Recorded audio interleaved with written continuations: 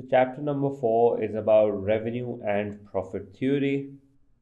Now, this chapter is sort of like a bridge between chapter number 5, which is the market structures, and chapter number 3, which was the which was the cost theory, production, cost of production, production theory, वगैरह वगैरह.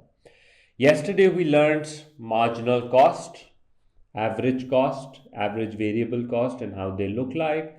Today we're gonna include that with the revenue curves in our two cases: the the perfect competition, or the price taking firm versus a price setting firms, yani price making firm.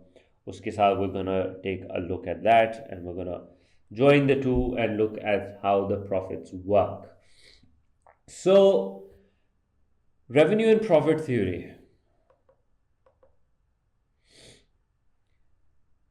The first thing we need to know is these three kinds of revenues that you can make: the total, average, and marginal revenues. You need to know what they are. Total revenue, it is the firm's total earning from the sale of particular output at whatever the price was, and in given time period how much money you're making as a result of it. Please don't confuse revenue with profits. They're two different things. So revenue curve, we have a simple formula. Our formula for total revenue is price into quantity. If the price is 100, you're selling 10 books, you make 1,000 rupee. Okay, if you increase the quantity that you're selling, you might make more profits if the price remains the same. Average revenue, on the other hand, is the amount the firm earns by selling each extra unit. Not extra unit, but per unit, basically. So for average revenue, the formula is you take the total revenue from above and you divide it by the quantity. You get per unit quantity. So, in other words, total revenue is price into quantity. That's your total revenue. And you divide that with the quantity for average. Turns out, if you cancel these two off, you're left with price. So, in another way, we can always assume, that's no doubt, there is no doubt about this, that average revenue is actually equals to price, as we just proved. Okay? Now, as far as marginal revenue goes, the word, we've had this discussion about this many times. It's the additional revenue you earn by selling one extra unit. So, the marginal revenue is change in total revenue over change in quantity. We're going to do the mathematical ways to basically solve this. You don't have to worry about that. Okay. So we'll take a look at this a little later, how to calculate this. But I'm sure that you already know from the last two chapters that we've done. So let's do the first thing. Revenue curves for a price-taking firm. Price-taking firm. What is a price-taking firm? A firm that assumes the price given to them. Who is giving them the price? We'll figure that out in a bit. But first, we say a price-taking firm is too small in the size to influence any market price. They don't have the power to do so. They're very small, insignificant. So the price at which they're selling is determined completely on the interaction of market demand and supply forces. The market tells you what price to charge. In fact, those of you who've already done market structures, you already are aware. Let me plant this word right now in your heads. They are perfect competitive firms, coming from perfect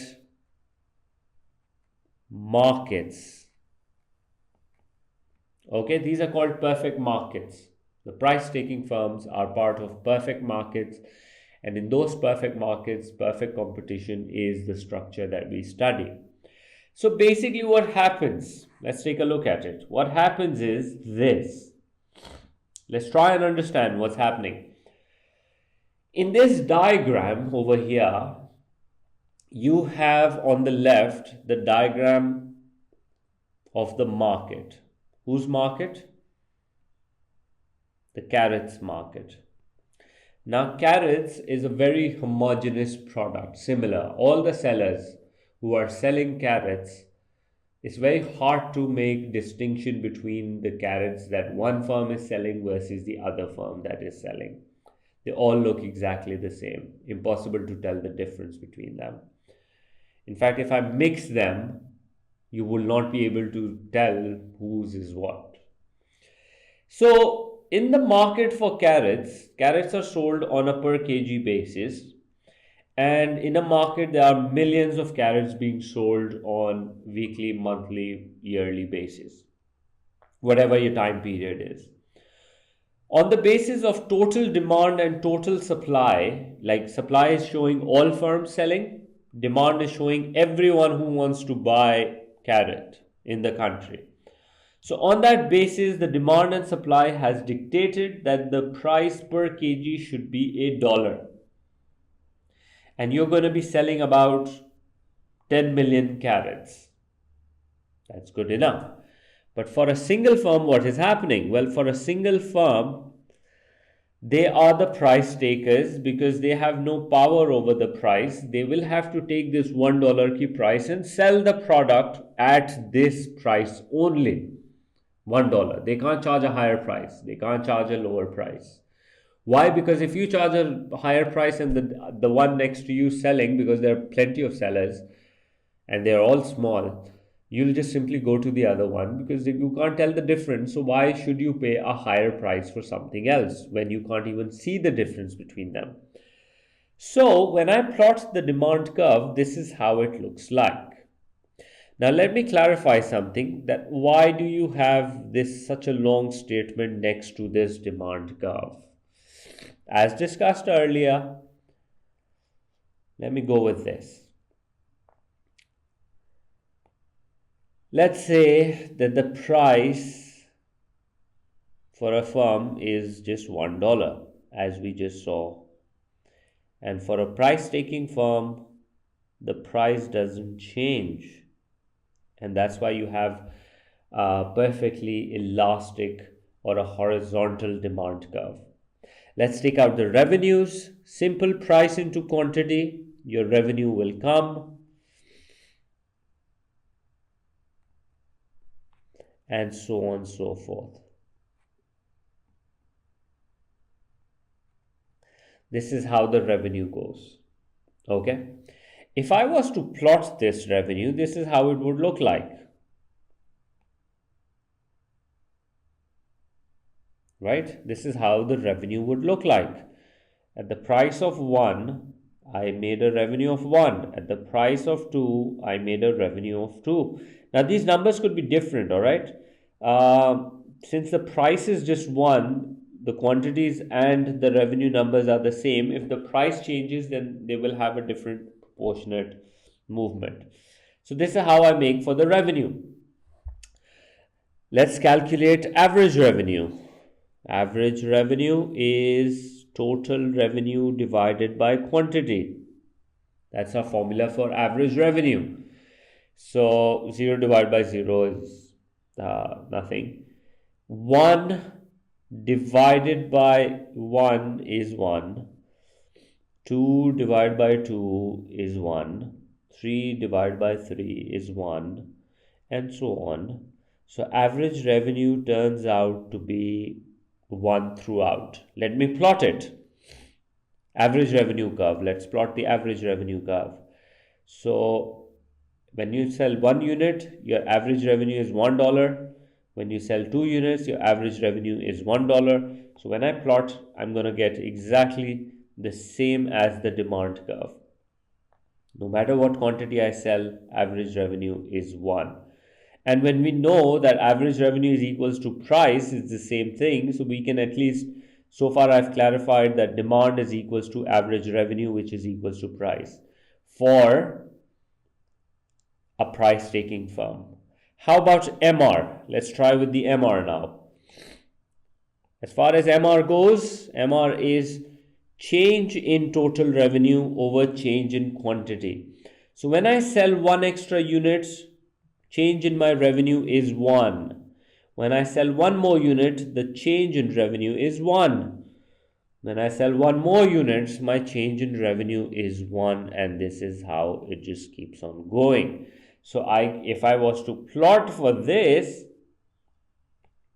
the marginal revenue curve would look like the average revenue, which looks like the demand curve, which is actually the price. So for a price taking firm, D is equals to MR equals to AR equals to price. You can have MR first and maybe MR in the end, doesn't really matter as long as you understand for a price taking firm, this is how it looks like. Now your revenue, we've just given the idea that your revenue curve is a straight line. Well, the slope really depends on the price though. When we had the price of $1, we saw that how the demand curve went up. For every one quantity,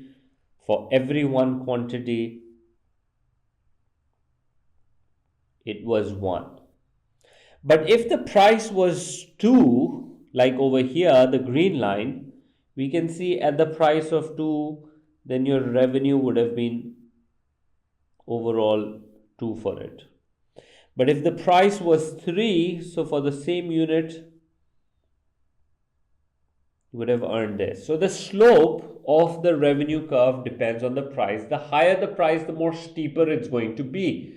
And the lower the price, the more flatter it becomes. All right, so just make sure that you understand this. Why? Because the price is the addition to your profit every time. The greater the price, the more addition you're going to have. So the more steeper the curve is going to end up becoming. All right, great, excellent. So this is our price taking firm and all the diagrams that are relative to it. Okay. Now, let's go for revenue for a price setting firm. Now, when you have a price setter or a price maker, you go into the domain of imperfect markets. And in imperfect markets, in the next chapter, we're going to learn about imperfect here and there. You will have monopoly, you will have monopolistic competition, and you will even have oligopoly. Okay, and we're going to study that. But the main idea is that they are the price setting firms. That means they have some power in the market to decide what price they want to charge. Okay, so let's take a look at it. You have a table given here. Okay, and this table is showing you what's happening to the price and what's happening to the quantity. Okay, so as you can see, whenever you try to set a price at a particular level, you will have a corresponding quantity along with it. When you reduce the price, you start selling more. And the law of demand comes into play over here. The thing is, if you set the price, the quantity, the market will tell you. If you set the quantity, the market will tell you the price. If I was to construct using this price and quantity, as the prices are going down, the quantity is increasing. So this is how the demand curve is going to look like.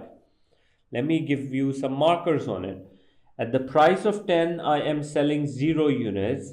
At the 0 price, there is a willingness and ability for 10. So over here, we have like a point of 5 and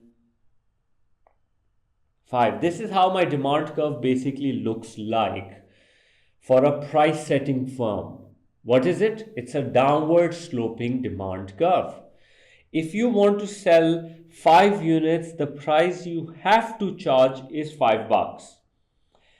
If you want to sell maybe 6 units, then you will have to lower the price to 4. You have no choice. But if you want to charge $6 as the price, you will be able to sell 4 only. You can't sell more than 4. This is what the price setting firm's limitation really is.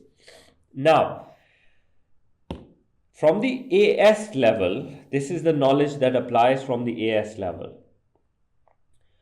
Elasticity, if you want to find out the elasticity for a price taking firm which had a perfectly horizontal demand curve, for that हमको उसकी elasticity तो पता है, because ऐसा demand curve जब flat होता है, हमने O और AS levels दोनों में पढ़ा है कि flat demand curve is perfectly elastic, infinity की value है every level के ऊपर. लेकिन एक downward sloping demand curve में elasticities की value change हो रही होगी हर level के ऊपर. If you take out the percentage change in quantity over percentage change in price, तो यहाँ पे तुम्हारे पास elasticity आएगी infinity की इस price change के ऊपर. So अगर मैं इसको demand curve पे point दिखाऊं, तो over here on my demand curve I will have a value of infinity.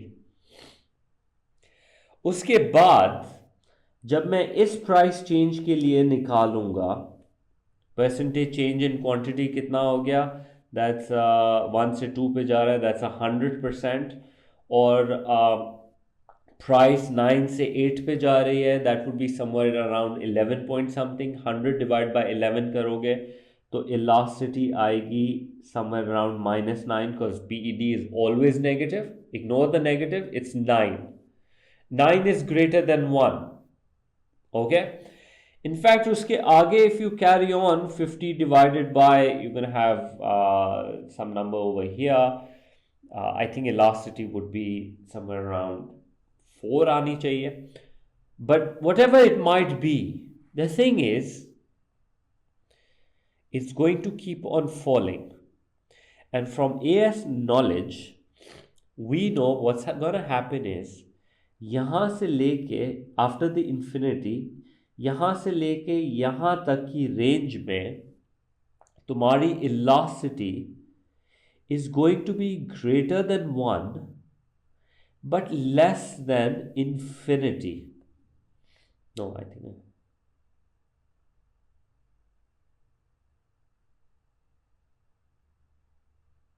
okay, usually I think it should be marked a little like this.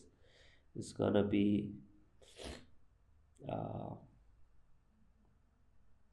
is going to be less than infinity and it's going to be greater than 1. फिर उसके बाद as you keep the prices going down, एक point आएगा जहां पर तुम्हारी elasticity equals to 1 हो जाएगी. फिर if you continuously keep the prices going down, एक लेवल आएगा इस रेंज के अंदर जहां पे तुम्हारी elasticity is actually going to be less than 1 but greater than 0. ये inelastic range हो जाती है. And finally when you reach the bottom end, your elasticity goes to 0. So what this tells us is कि एक single downward sloping demand curve has all elasticities on it.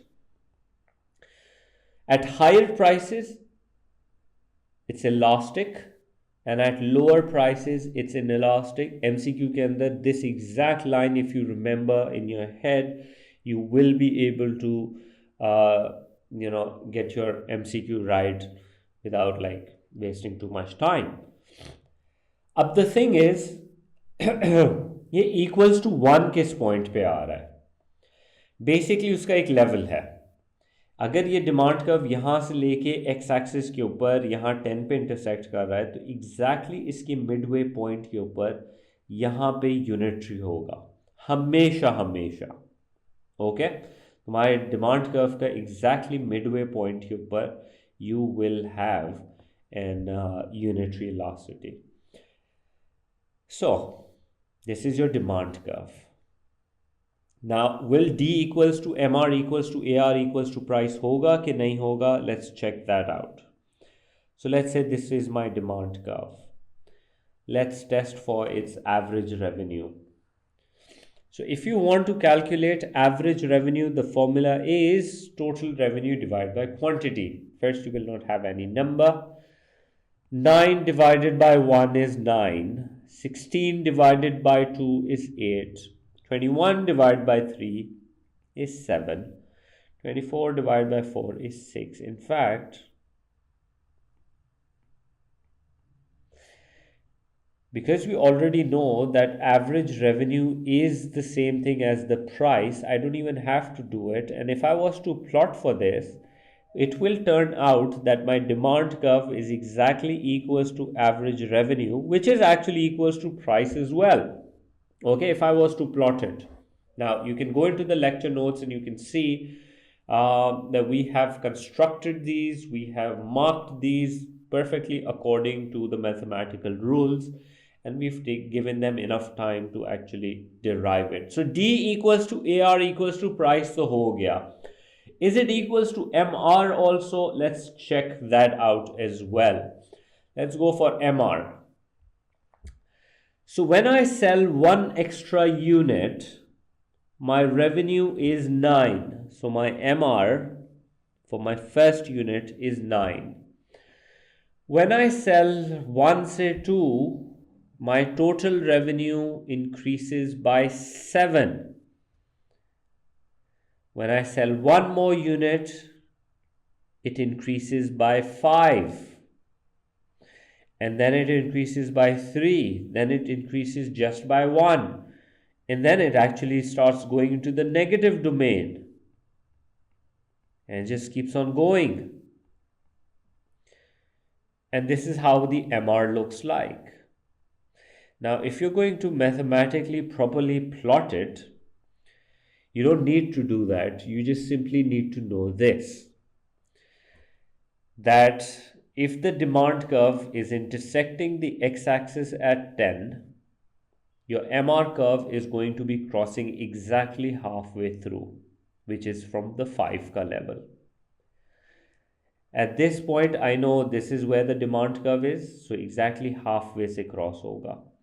So your MR curve is going to start from here. It's going to be like pivoting. It's going to cross through the halfway section over here. It's going to cross through a halfway section over here, and it's going to move into the negative side.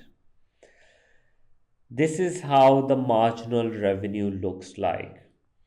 So for a price taking firms, D equals to AR equals to MR equals to P. But for a downward sloping demand curve, that's not true anymore.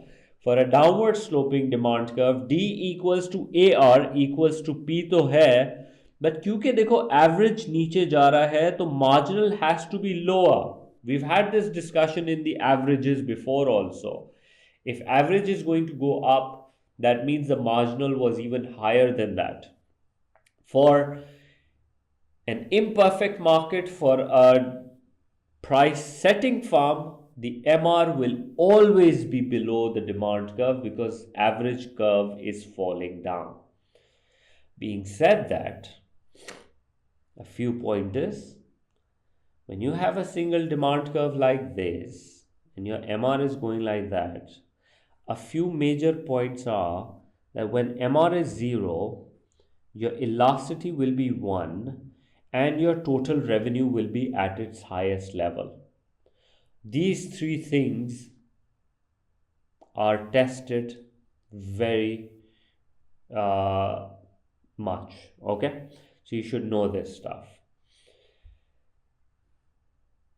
Moving on. Now let's start with the next idea, which in our case is profit. So we've done revenue from two kinds.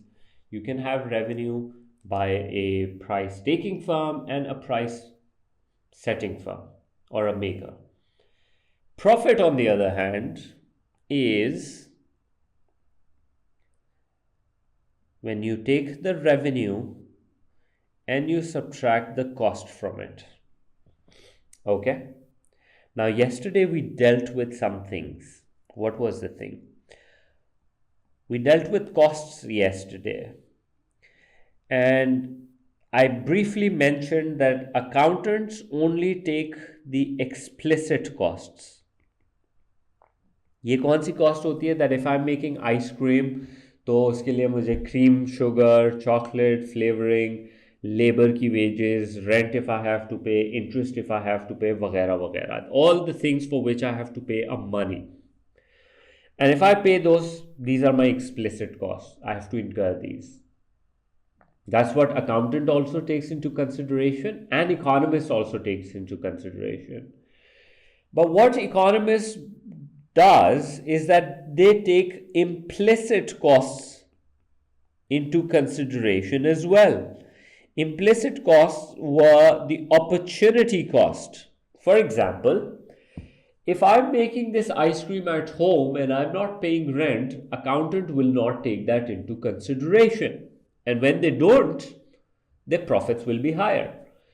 But economist steps in and he says, you're making the ice cream at home. What if you did not have a place over here? What would you do? You would say that you would have to get a place and you would have had to pay a rent. So, since a resource is being used, which is your house or a rented place, you have to take that into account. You can't take that for granted. It's like if you're living in a house, you can't say you're living for free. You're not living for free. You own the house, that's true, but the house resource is being used. You could have rented this house to somebody else where you're living in, and you could have made some money off it. So whatever money you could have made, that's your opportunity cost. You're giving that up. So that means that is your living cost. So don't ever think that living in your house is free. There is a price somebody is paying, which is your father. Even the owner's time. You're doing it at home, theek hai, aap khana bana rahe ho and you're selling it. You're saying, oh, I don't have any labor, so I'm making it myself. So मेरे तो कोई labor charges ही नहीं है. That's what you're thinking. That's what an accounting person is thinking, that since you don't own a labor, I don't have to put in an expense for the labor. But the thing is, technically the labor is involved, which is you, but you're choosing to do it for free, maybe for profit motive. What if you were not there? You would have had to hire somebody and he would be making that product. So that means that is what your resource cost is. That is what your time is worth. And if it is worth, a resource is being used, an economist is just simply saying, whenever a resource is being used, whether it's capital, whether it's land or something like that, or whether it's your time, or the interest that you're foregoing on the money that you could have put in the bank and made money off it, you should include that because the resource is being used. That's it. Just be a little more, careful with how you take the resource and the cost into discussion. So, when we do that, an economist's profits are always lower than an accounting profit. And an economist's loss is always greater than an accountant's loss. Okay? And it's all because of this opportunity cost that you have to take into account. Anyhow, let's talk about profit maximization now. Because what we're starting off with is, once we know what profit is, let's deal with profit maximization. Profit maximization is one of our primary objectives, which we will assume that firms have. Profit maximization is when there is the greatest distance between your revenue and your cost. Okay? Or when you have the greatest amount of profit. At different quantities, you have different revenues and different costs. So you want to find out that optimum level of quantity where you make the highest profit. Okay? Simple as that. Now, this is what happens. A firm can make three kinds of profit. You have a normal profit, you have abnormal profit, and economic loss. For anyone who hasn't done this chapter with me in detail before, for revision purpose, let's go over the main stuff which is there.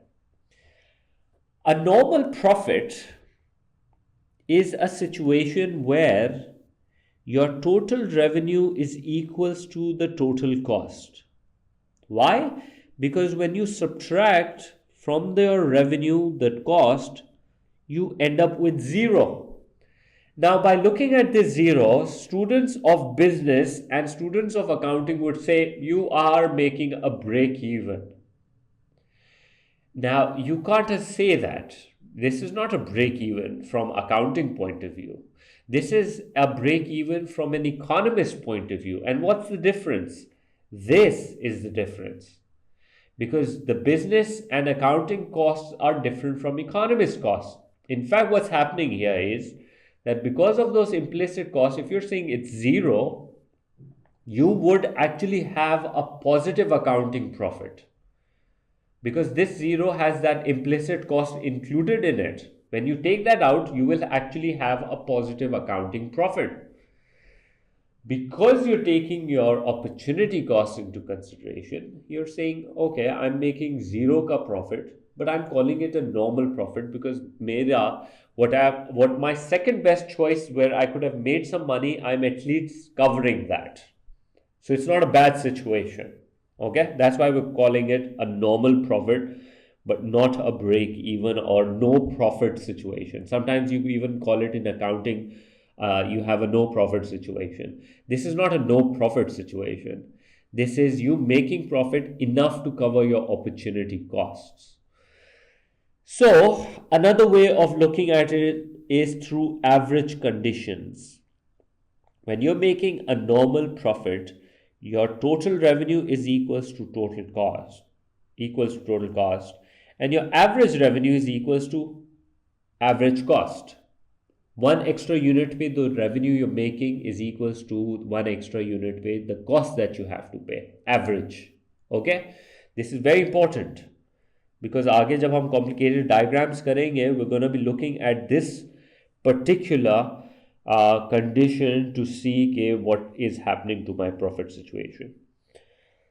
On the other hand, you can even make abnormal profits, also known as supernormal profit. So as the name suggests, what's happening here is that your total revenue is actually greater than total cost. From accounting point of view, you're making great profits, way more than normal profits. From an economist point of view, you're making more than your opportunity cost also. You're paying all the costs, you're covering your next best alternatives also, and then you're making on top of that. That's a good business decision. If you have this, that's a great thing that you're doing. So from the average point of view, your average revenue is going to be greater than average cost. You're making more per dollar than the cost that you're incurring. Finally, you have economic loss. Now, economic loss is also known as sub. Sub means that halfway, not enough. Subnormal, यानी normal से थोड़ा सा कम. But I'm calling it profit. एक तरफ I'm calling it a loss, और दूसरी तरफ I'm saying it's a profit. What's up with this? Well, this is what's happening here. From the revenue point of view, your total revenue is actually less than your total cost. One would say that's a loss situation, simple as that, because your costs are greater than your revenue. And I agree with you, it's a loss situation. But the problem is my total cost has implicit cost. What if I take out my implicit cost and then your revenue actually becomes bigger? If that's happening, then from an accounting point of view, you're still making profits.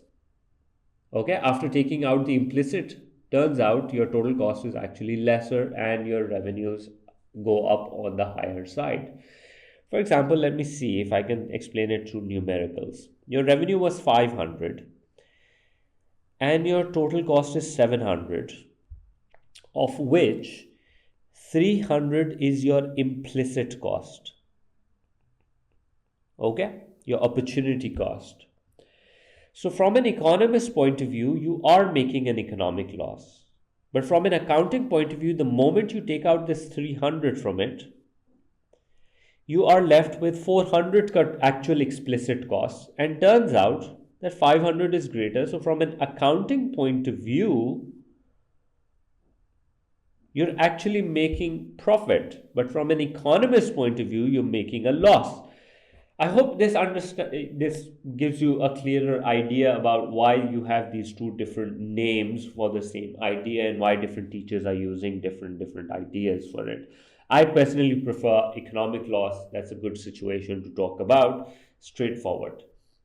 Okay. So these are your profit situations. What is going to be your average condition? Well, my average condition is that your average revenue is going to be less than average cost. All right, excellent. Let's take out profits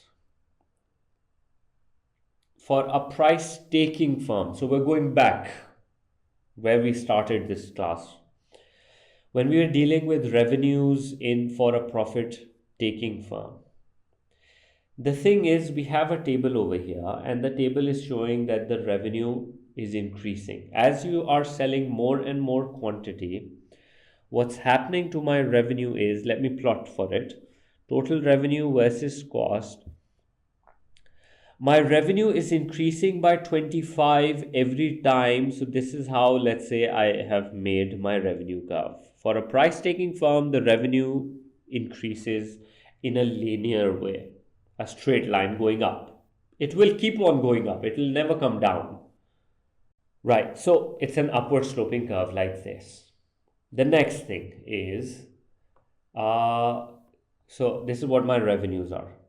Now this is what my costs look like, total costs. Now I'm bringing this from our yesterday's chapter, Theory of Cost, in which we said that we're going to be making our revenue curve, which is going to go like 35 se start hoga, it's going to go up like this, and then it's going to go up like this, and this is how my total cost is going to look like. In A2, this is how we make it more often. So what's happening here is, simple total approach से revenue minus cost करोगे, profits आ जाएंगे. If you see first unit, your revenue is 25 and your cost is 35. So probably on the first unit, you're making a loss because your revenue is less and the cost is higher. So you're making a loss of almost minus 10 here. Then on the second unit, you are again making a loss of 11. On the third unit, you have a normal profit situation. Why? Because total revenue is equals to total cost, and just as we did a moment back, total revenue equals to total cost is normal profit. Then, as you start selling more and more and more, what's happening is you move into revenue on the higher side than cost, you start making profits. You want to look for the highest profit, which I think is right over here on my 7th unit. How do I know? Because I have the greatest distance between revenue and cost at that red level that I have made. My revenue is 175 and my cost is 148, and I am making a maximum profit of 27 here. Okay, and then this continues, and then I start, and then by I think the 9th unit, at the 9th unit I have a normal profit again. So from the total approach, when I make for a price taking firm which has a straight revenue curve and this cost curve, this is where I have the greatest distance between revenue and cost. So this is where I am profit maximizing. In fact, there is a fair diagram over here which is showing exactly what's happening. The same idea which I just drew. Now I want to show it through the marginal approach. How does the marginal approach looks like? Let's take a look at it. How did I find the marginal revenue? Well, it's change in total revenue when there is a change in quantity. So I see every time I sell one extra unit, my revenue is 25. So it's 25 throughout. So if I was to make my marginal revenue curve with the quantity, it's just flat out MR curve. And we've seen that when MR is like this, the demand, the average revenue, all of them look like this at 25, which we've already done. Now, marginal cost is now the change in total cost. And that's how I'm getting these numbers. Okay? And when I plot for it, my marginal cost comes down like this, and then it starts to go up like that. That's how marginal cost looks like. Now, as far as marginal cost is, marginal cost का मतलब है एक extra unit को बनाने की cost. Marginal revenue is उस extra unit बनाने पे कितना रेवेन्यू कमाया. When I take marginal revenue, I subtract marginal cost from it, I get my marginal profit. On my very first unit, I make a loss of 10. On the second unit, I make a loss of 1. In total, I have a loss of 11 by now. On the third unit, I start making profits. On the third unit, I made a profit of 11, which covers my previous losses. So not a bad situation. And I was actually having a normal profit also on the third unit if you look at my diagram above. So my first two units ke losses is covered by the profit on the third unit. Should I make it? Of course I should make it. Third unit, I should definitely make it. On the fourth unit, should I make it? On the fourth unit, my marginal revenue is 25, my marginal cost is 15, I make an additional profit of 10. Should I make the fourth unit? Definitely I should make the fourth unit. Now I have a profit of 10. And these numbers are actually going to link up here. Fourth unit के ऊपर I have a total profit of 10. यहाँ पे पहले के ये इसने cover कर लिए. Now I have a profit of 10 over here. Should I make the fifth unit? 25 minus 16, 9. Of course, पहले में 10 हुआ और अब 9 हुआ, 19 का total profit हो गया. So keep going. And then I go for the sixth unit. I go for the seventh unit. But when I go for the eighth unit, what do I see? My revenue, marginal revenue is less than the marginal cost and I lose some profit. And I can see over here, I went up to 27, but now it has fallen down to 18. Should I let this happen? I say I should not let this happen. I should produce on the seventh unit. Why? Because at this seventh unit, my marginal revenue is equals to my marginal cost. This is my profit maximizing situation. Anything more than this will make my marginal revenue to be less than marginal cost. Go back. Don't produce that many. 8 is not a good idea. What about something lesser than this? Well, the marginal revenue is greater than marginal cost. You're not maximizing on your profits. Go forward. And so, this helps us with the firm's major objective, which is the firms want to profit maximize. That is from our first idea of when the profit maximization takes place, where total revenue has the greatest distance between the total cost, or where the MR equals to MC. To conclude this, let me just finalize it. What is happening with a downward sloping demand curve? Well, we know for a downward sloping demand curve, this is how the revenue looks like. Okay. And if I was to make my cost, this is how the cost would go like. वही पीछे से numbers उठा रहा हूँ, cost का exactly same structure के साथ I'm going to work with. It's going to go up like this, and this is how it moves. This is how, let's say, my total cost is moving. It's not a perfect shape, but it increases at a decreasing rate, flats out, starts moving up. This is what is happening. Wherever I have the greatest distance between the total revenue and the total cost, that would be my profit maximizing level.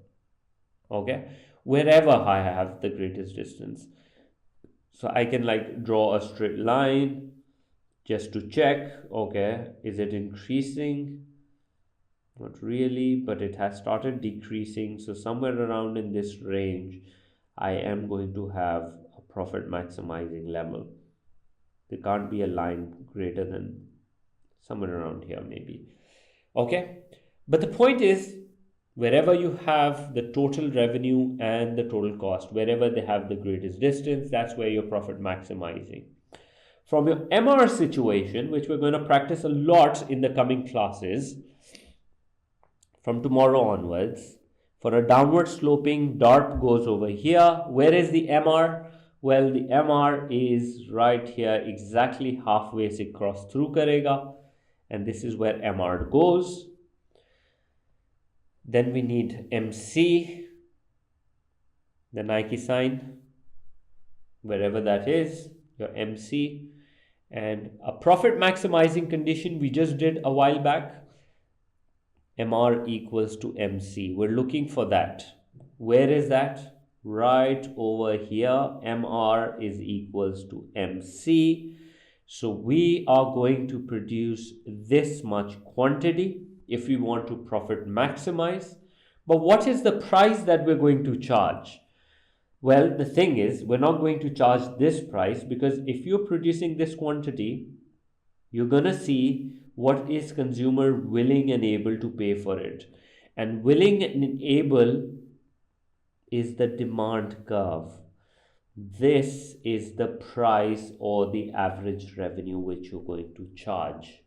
But for now, all we need to know is that your profit maximizing condition from up there will be exactly the same as MR equals to MC.